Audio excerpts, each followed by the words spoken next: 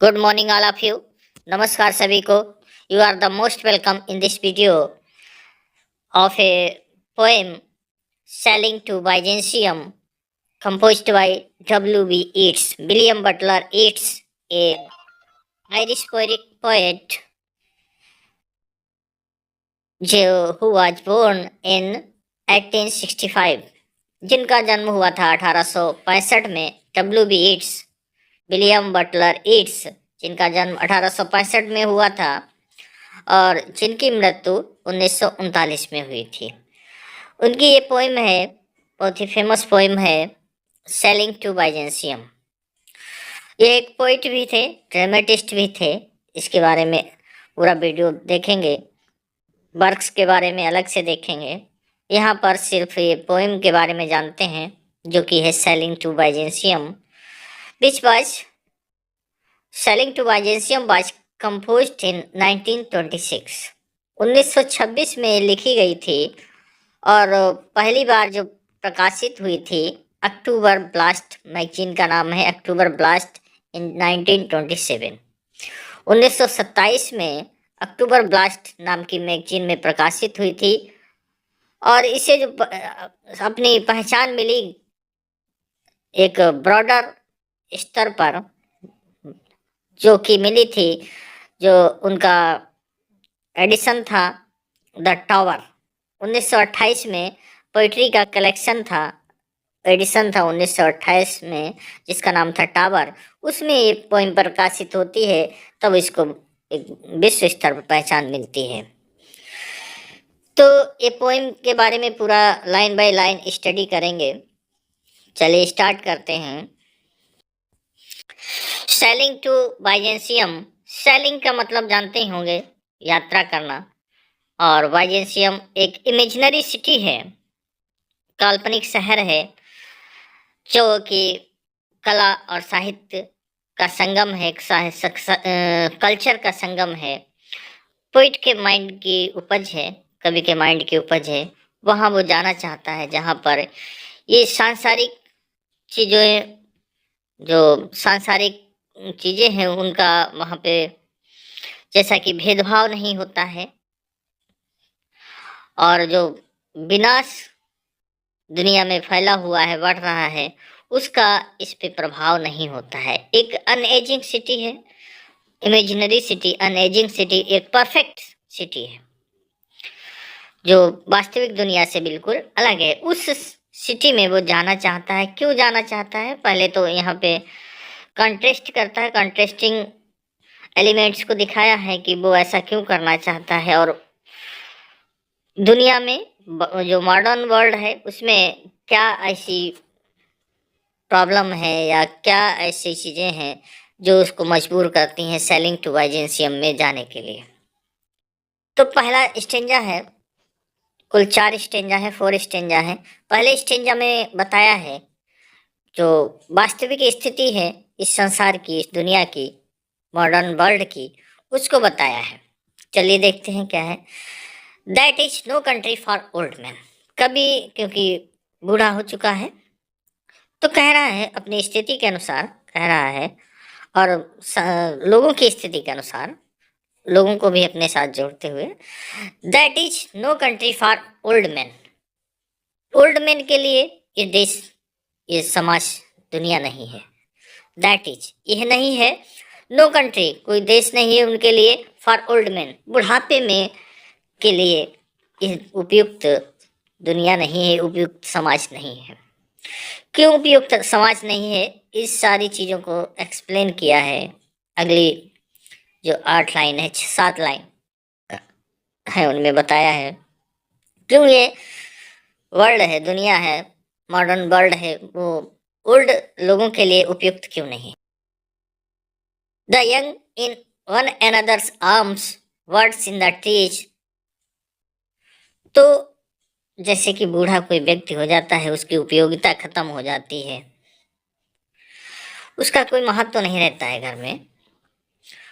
तो वही बात कहना चाहते हैं कि ये दुनिया है, संसार है, परिवार है, सब कुछ ये बूढ़े लोगों के लिए नहीं है. ये संसार किसके लिए? यंग लोगों के लिए. द यंग, जो युवा हैं, इन वन अनदर्स आर्म्स। जो दुनिया होती है, संसार होता है, वो युवाओं का होता है। मॉडर्न सांसारिक दुनिया, वो एक दूसरे के आर्म्स में प्यार करते हैं, मोहब्बत करते हैं और अपनी जीवंतता को दर्शाते हैं।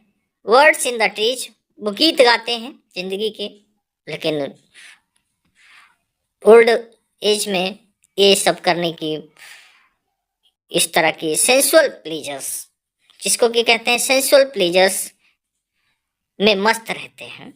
तो ओल्ड एज में ये चीज़ तो बिल्कुल होती नहीं है, तो इसलिए ये दुनिया उसको निराशा भर जाती है। जो जिंदगी के गीत गा रहे हैं युवा एक दूसरे की बाहों में, इन वन अनदर्स आर्म्स, जिंदगी के गीत गा रहे हैं, प्राकृतिक जो सुंदरता है उसका प्रशंसा कर रहे हैं। जिंदगी बर्ड्स इन, जैसे कि वर्ड्स इन द ट्रीज, जैसे कि पशु पक्षी भी, केवल मानव ही नहीं, पशु पक्षी भी जो युवा हैं वो पेड़ों पर गीत गा रहे हैं जिंदगी के। दोज डाइंग जनरेशंस, अब देखिए यहाँ पे तीसरी लाइन में है दोज डाइंग जनरेशंस। ये क्या है? डाइंग, हमारा जो बॉडी है मॉर्टल स्टेट, मॉर्टल है, हमारी बॉडी है मॉर्टल है, और वो धीरे धीरे बुढ़ापे की ओर बढ़ रही है, धीरे धीरे मर रही है। तो ये जो जनरेशंस हैं, डाइंग जनरेशंस, अपने समय को बिता रही हैं, और बिता रही हैं का मतलब वो मर रही हैं। एट दियर सॉन्ग, हालांकि वो गीत गा रहे हैं, जिंदगी के गीत गा रहे हैं, लेकिन गीत गाते ही गाते धीरे धीरे उनका शरीर जो है मॉर्टल है, और वो धीरे धीरे बुढ़ापे की ओर बढ़ रहा है, मर रहा है धीरे धीरे। इसी में गीत गाने में सभी लोग व्यस्त हैं। द सैल्मन फॉल्स, सैल्मन जो मछली होती है, जो कि झरनों के पास होती है, फॉल्स जलप्रपात होते हैं वहाँ पे होती है, बहुत ज़्यादा पाई जाती है, वो भी अपनी इसी क्रिया में प्यार करना, बच्चे और अंडे देना, ये सारी क्रियाओं में व्यस्त हैं युवा जो हैं। द मैकरल क्राउडेड सीज, समुद्र भी, समुद्रों में भी ये जो मैकरल नाम की मछलियां हैं वो भी इसी क्रिया में व्यस्त हैं। फिश, मछलियां, फ्लैश, इंसान, फाउल, पक्षी। Commend all summer long, commend प्रशंसा कर रहे हैं, मॉर्टल शरीर की, मॉर्टल चीजों की प्रशंसा कर रहे हैं। ऑल समर, पूरी गर्मी के दिनों में, जो कि कुछ ही समय तक रहता है गर्मी का दिन, या ये कह सकते हैं जिंदगी के परिप्रेक्ष्य में कह सकते हैं ये यंग एज, जिसकी प्रशंसा कर रहे हैं। किसकी प्रशंसा कर रहे हैं? वॉट एवर इज बिगॉटन, जो भी मिला है पृथ्वी पर, जो मॉर्टल है, बॉर्न एंड डाइज, जो जिनसे ने जन्म लिया है, उन चीजों की, भौतिक चीजों की प्रशंसा कर रहे हैं। जो बॉर्न हुआ है, मरता है, उन सारी चीजों की, जो नष्ट होने वाली चीजों की प्रशंसा कर रहे हैं। इसलिए इसने जो थर्ड लाइन में पोइट ने कहा डाइंग जनरेशंस, तो डाइंग जनरेशंस वो खुद मर रहे हैं, खुद मृत्यु की तरफ बढ़ रहे हैं, और किसकी प्रशंसा कर रहे हैं? उन्हीं चीजों की प्रशंसा कर रहे हैं जो चीजें मॉर्टल हैं। Caught in that sensual music, और इसी सेंसुअल म्यूजिक में, इसी गीत में, नश्वरता के गीत में, मॉर्टलिटी के गीत में वो व्यस्त है। ऑल नेग्लेक्ट, और सब कुछ नकार दे रहे हैं, monuments of an ageing intellect. Monuments, artifacts of an ageing intellect. Monuments, यहाँ पे जो अंतरात्मा है उसको नकार रहा है। जो अंतरात्मा को जगाया जा सकता है, जो आत्मा है उसको जगाया जा सकता है, उसको बुद्धिमान एक इंजॉय, जो जिससे कि आत्मा को खुशी मिले और वो अमरता की ओर ले जाए, उसको वो नेग्लेक्ट कर रहे हैं। अनएजिंग इंटेलेक्ट, जो हमेशा दुनिया में बनी रहे इंटेलेक्ट, ऐसा कुछ काम नहीं कर रहे हैं, उसको वो नेग्लेक्ट कर रहे हैं। दुनिया को कुछ देने की ऐसा उनका कोई मतलब नहीं है। सिर्फ जो भौतिक चीजें हैं उनकी प्रशंसा कर रहे हैं। जो आध्यात्मिक है, उत्कृष्ट श्रेणी का है, जो परमानेंट हो सकता है, उसकी आत्मा अमर हो सकती है, आत्मा को उत्कृष्ट बनाया जा सकता है, उसको वो नकार रहे हैं। कहने का मतलब है अनएजिंग फैक्ट का मतलब यहाँ पे जैसे कि साहित्यिक आर्ट जो है, आर्ट और कल्चर, उसको वो नकार रहे हैं। तो पूरी लाइन में, पूरे पैराग्राफ में, इसमें जो सभी, पूरी दुनिया, सब, हर कोई इसी काम में व्यस्त है, प्रेम करना और उसी मॉर्टलिटी को प्रशंसा करना, जो सांसारिक चीजें हैं उन्हीं की प्रशंसा करना, उसी में लगे रहना, उनके बारे में बताया है। अगले स्टेंजा में देखते हैं। An aged man is but a paltry thing. एक बूढ़ा व्यक्ति क्या होता है? एक पैल्ट्री, पैल्ट्री मीन्स तुच्छ चीज की तरह होता है।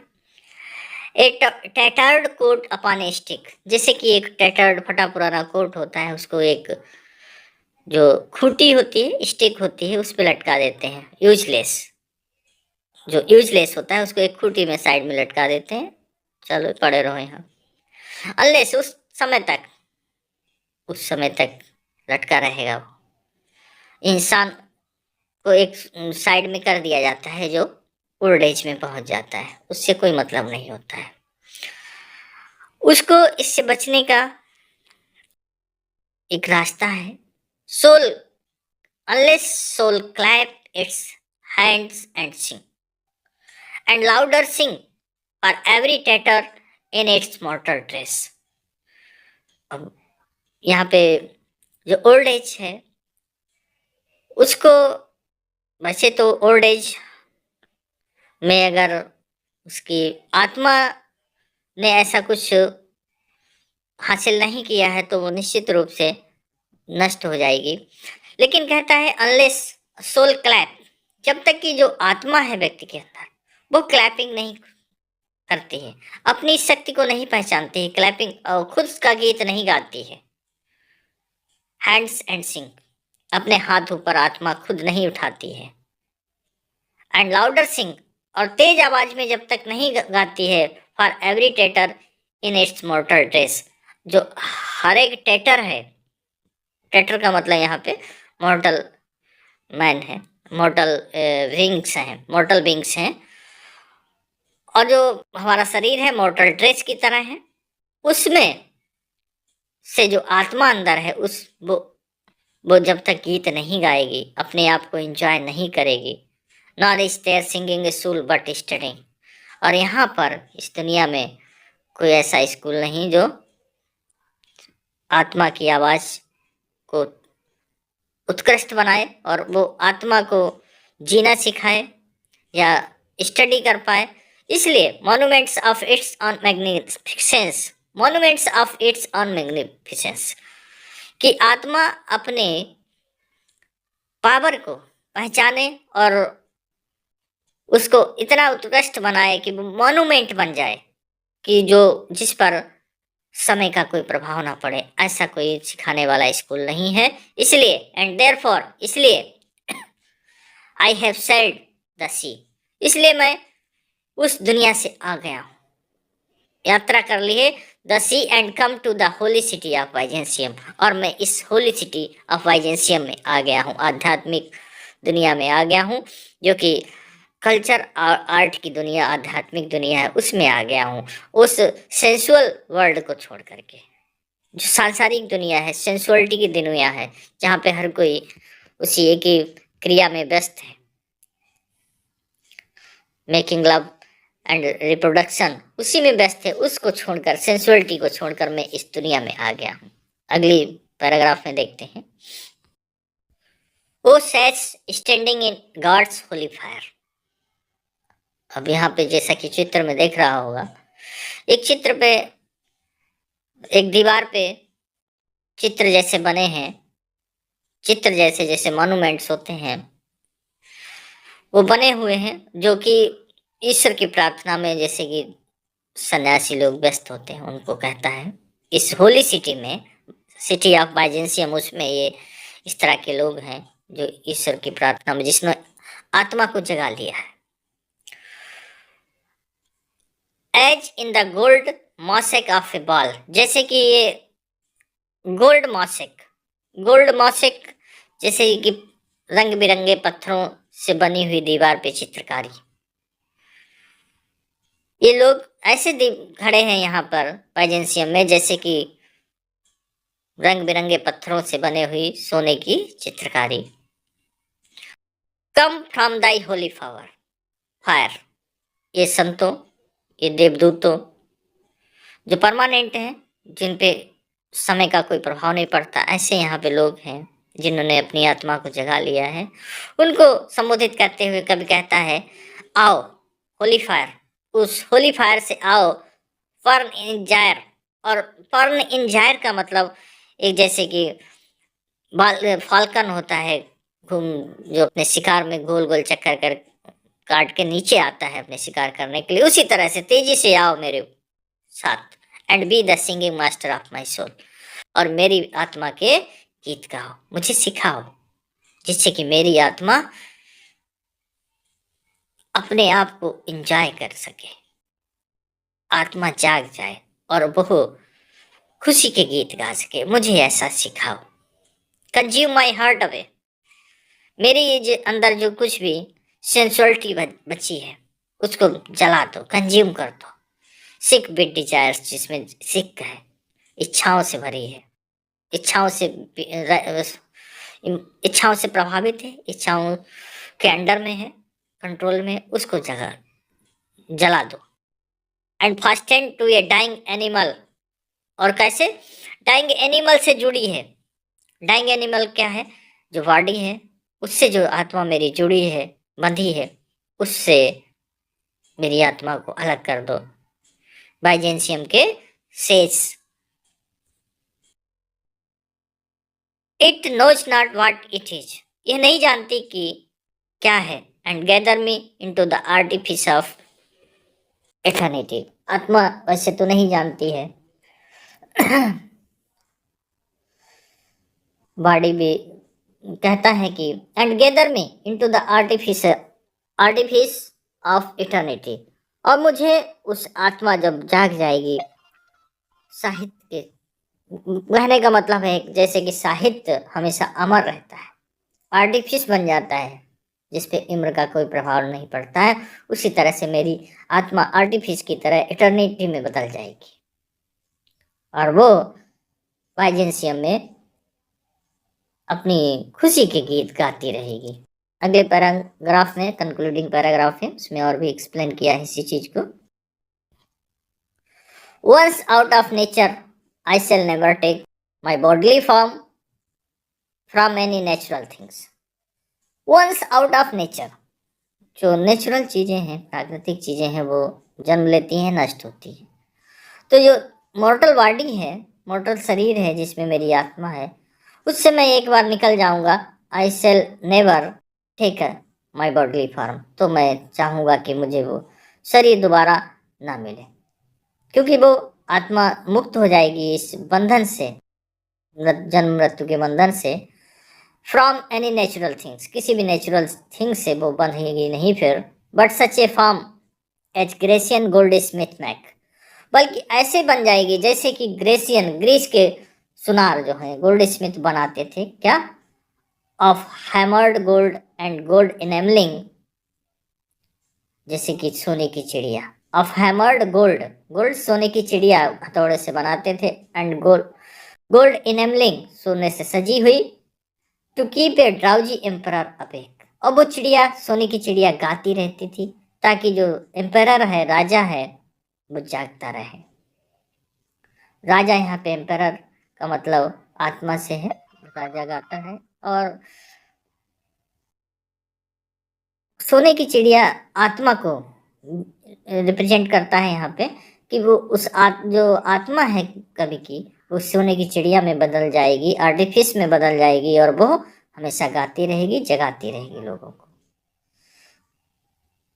और set upon a golden bough to sing, या किसी सोने की डाली पे बढ़ जाएगी और सिंग गाती रहेगी। To lords and ladies of Byzantium, in Byzantium शहर के लॉर्ड और लेडीज को सुनाती रहेगी अपने गीत ऑफ व्हाट इज पास्ट और पासिंग और टू कम। क्योंकि पास्ट जो बीत गया है और चल रहा है या जो आएगा, क्योंकि यहाँ पे पास्ट प्रेजेंट फ्यूचर होता ही नहीं है, हमेशा एक ही समय होता है जो उसको सब ज्ञात होता है बाइजेंशियम के विंग को। तो इस तरह से उन सबको वो गाकर सुनाती रहेगी। तो ये चिड़िया जो है, जो फर्स्ट स्टेंजा में जो चिड़िया थी वो उससे बिल्कुल अलग है। इसके द्वारा कवि बस यही कहना चाहता है पूरी पोएम में, जो सांसारिकता है उससे दूर रहकर कुछ ऐसा किया जा सकता है कि वो ऐसी इम्पोर्टेंस रखे जो जिसका इम्पोर्टेंस कभी खत्म ना हो। इंटेलेक्चुअल इमोर्टलिटी का ऐसा कुछ काम होना चाहिए जो आत्मा को हमेशा संतुष्ट कर सके, दूसरों की भी आत्मा को। तो ऐसा कुछ इमोर्टलिटी वाला काम करने की सोचता है, जो सांसारिक चीज़ों जो नष्ट हो जाती है उनसे बिल्कुल अलग हो, वो अमर हो। इसी के साथ इस पोएम को फिनिश करते हैं, अगली पोएम में फिर से उपस्थित होंगे। तब तक के लिए सभी को धन्यवाद, नमस्कार।